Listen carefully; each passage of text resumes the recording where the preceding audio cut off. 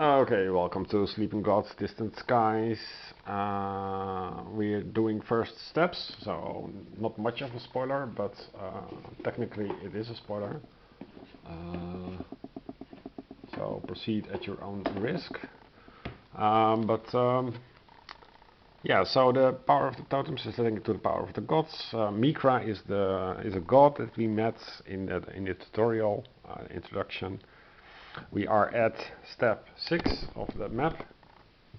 It's a numbered 6 here, which corresponds to text in the storybook. If you choose the explore action, the explore action is action that costs 2 time. Not really sure how much time I have as a solo player, because you can play this with 4 people, and if everybody has how much is it, 5 time, then you would have 20 actions.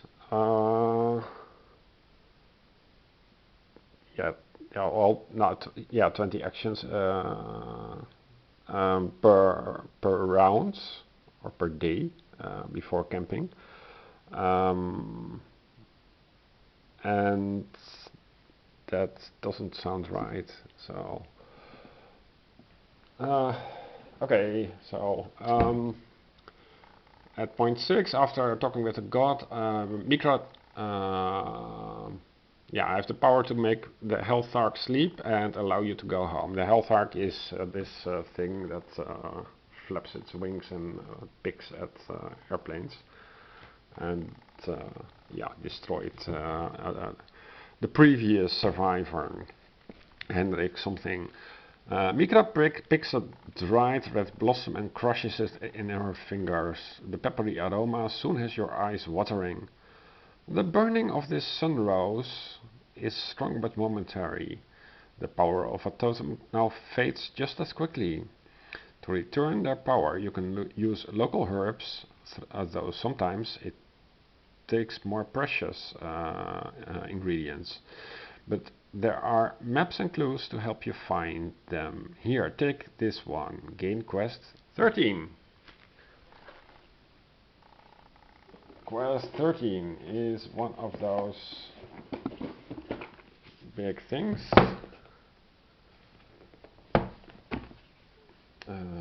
Quest 13.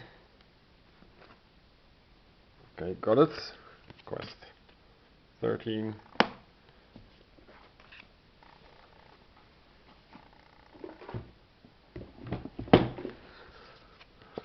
Okay, this looks interesting.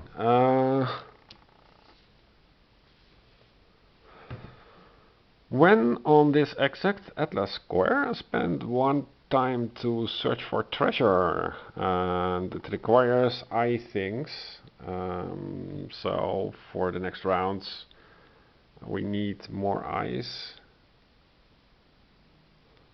And the reward is 1 resource matching your result.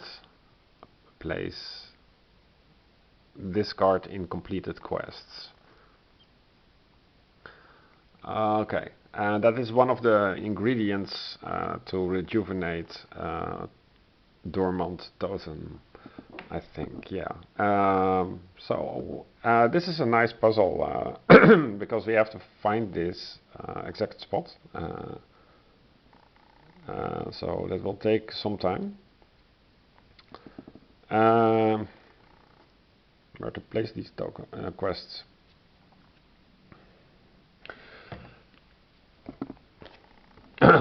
We already have other quests from the tutorial, 14, 15, 16, and these are just stupid things with lots of ingredients that you need. They point to adventure cards specific to this to their totems. It's a nice system, yeah, we need to beef up on the eye things, and we need to find this exact spot. So that's nice, but not immediately useful because I don't see it on the map yet. Let's see. Then,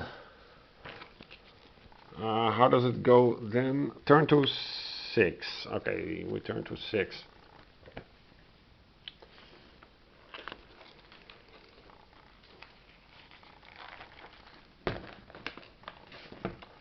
I think this game is really good, but some things are just not that intuitive, so we need a quick start, quick reference guide. Okay, mountain winds tickle the orchid grass. We read that before. Ask Mikra where to find totems. 6.2 then. And I see no time loss, so we can just ask away, I think, because it's of course a starter part, starter location. Mikra shakes her head. Yeah, I wish I knew where the totems are. They've been scattered every way the wind blows and hidden in the shallowest pockets and the deepest graves. The best thing to do is to keep your ears open and your minds sharp. Something so powerful isn't easy to hide. What about Orfash? You said he plans to destroy you. Yes, that's true. But if you bring me enough totems, perhaps he won't succeed and I can get you home. Turn to 6. Okay. Last thing that is available to us is return to map. So I think that was time well spent. Option C, return to the map. So we are here again. This plane doesn't belong here. It belongs on its own space. So yeah, I think it is more efficient than Sleeping Gods 1 at first. However, it should be like so.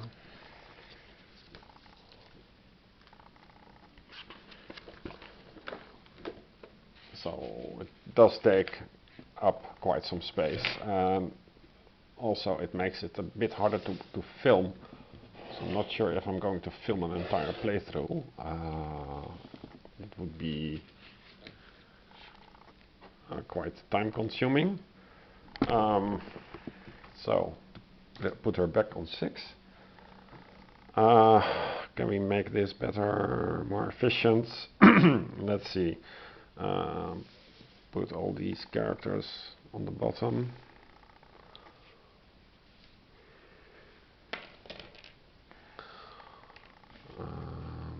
Would that work? Yeah, I think so. So we can slide this down a little bit.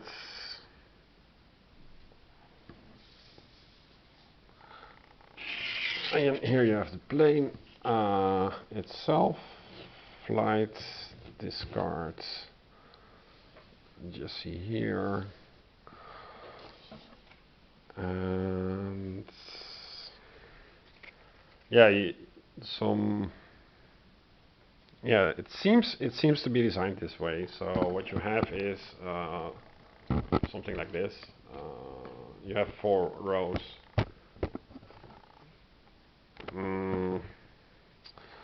So thematically it would make sense to have Claire here.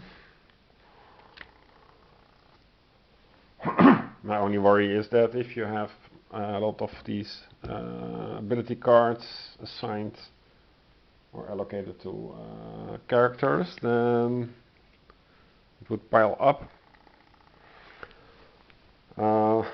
So I make a separate stack for the discarded stamina. And here is the active combat deck. Okay. So you have a lot of things. This does not immediately looks cloudy and brown.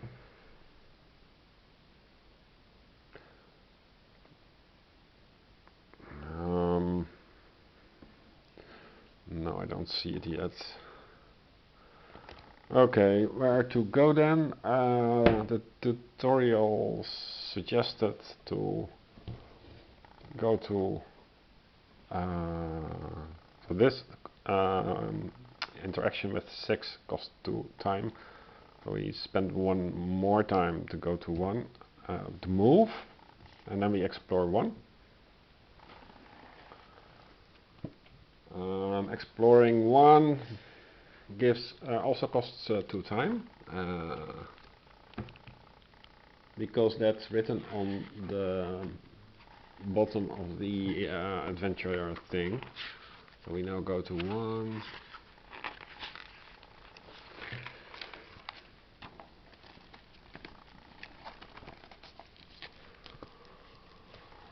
Right, if keyword merc, if keyword summon, we don't have that. We do have a keyword, I think, somewhere. I thought we had a keyword.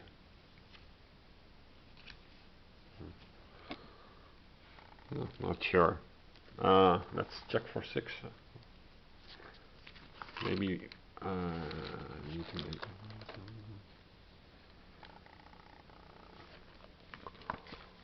no.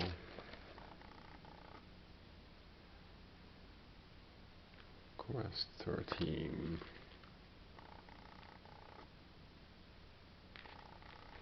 No, I don't think we have a keyword. Okay, let's go back to 1. Henrik rests near a smoky fire. A piece of spit-skewered meat sizzles over the dancing flames. So A, examine Hendrik's collection of books and maps. Savvy 7.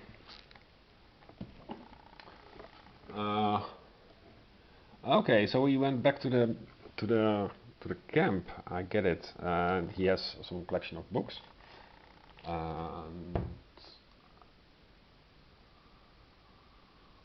We have to make Savvy 7.